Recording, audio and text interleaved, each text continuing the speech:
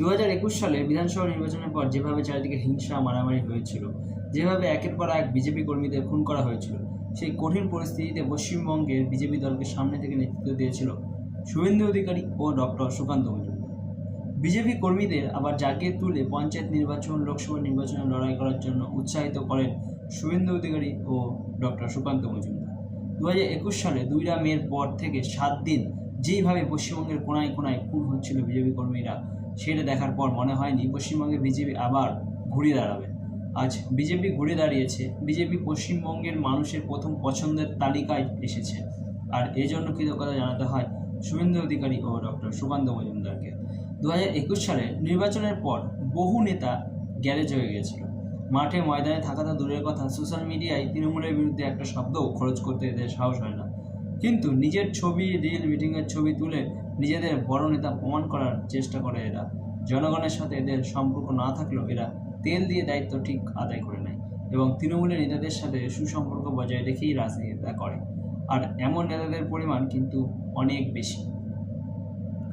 সামনে বিধানসভা ভোট, বিজেপির হাওয়া দেখে সবাই ছুটছে টিকিট নেওয়ার জন্য। সোশ্যাল মিডিয়ার ফেক আইডি তৈরি করে শুরু হয়েছে লেখালেখি, নিজের আইডি সেল তৈরি করে চলেছে পোস্ট শেয়ারের প্রতিযোগিতা। তৈরি হচ্ছে নিজেকে জননেতা প্রমাণ করার জন্য রিলস তৈরি করা। 5টি লোক না থাকলেও টিকিট এদের চায়। আপাতত প্রতিটি বিধানসভা পিছু 20 জন করে নেমে পড়েছে টিকিটের প্রতিযোগিতায়।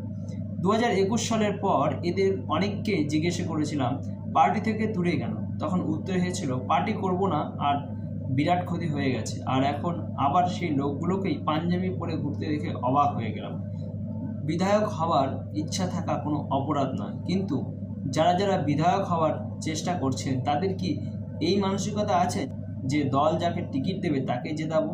না, সেই মানসিকতা এদের মধ্যে নেই। এখন থেকেই বলছে অমুক টিকিট পেলে হারিয়ে দেবো, তমুক টিকিট পেলে ঘরে বসে থাকবো।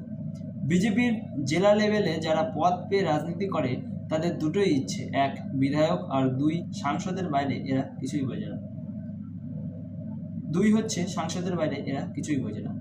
আজ একটা কথা বলে রাখছি, বিজেপি যেদিন ক্ষমতায় আসবে সেদিন জেলা লেভেলের পদাধিকারীদের কোনো জায়গায় দেখতে পাবেন না। সব দখল করে নেবে ব্লক অঞ্চলের নেতারা, কারণ এরা জনগণের সাথে সম্পর্ক রাখে, নিজের এলাকায় সংগঠন করে, আর জেলা লেভেলে শুধু ছবি রিলসের রাজনীতি হয়। 2026 বিধানসভা নির্বাচনে টিকিট না পেয়ে যারা তৃণমূলে দালালি করবে, বিজেপির বিরুদ্ধে ষড়যন্ত্র করবে, তাদের ভোটের আগে চিহ্নিত করে বহিষ্কার করা দরকার। রাতের অন্ধকারে বিজেপির বিরোধিতা করে পোস্টার চেটানো, সোশ্যাল মিডিয়ায় পোস্ট করানো, তৃণমূলের কাছে টাকা নিয়ে নির্দল করে বিজেপিকে বিপদে যারা ফেলতে চাইবে, তারা আর যাই হোক বিজেপি পশ্চিমবঙ্গে আসুক এটা চায় না। এই কথাগুলো বলার কারণ আছে, যেভাবে চারিদিকে অকর্মণ্য অযোগ্যদের নোংরামি দেখছি সেটা দেখার পরেই কথাগুলো লিখলাম। তৃণমূলকে জনগণ জেতাবে না, ঠিক কথা, কিন্তু আমাদের গদ্দাররাই তৃণমূলকে জিতিয়ে দিতে পারে।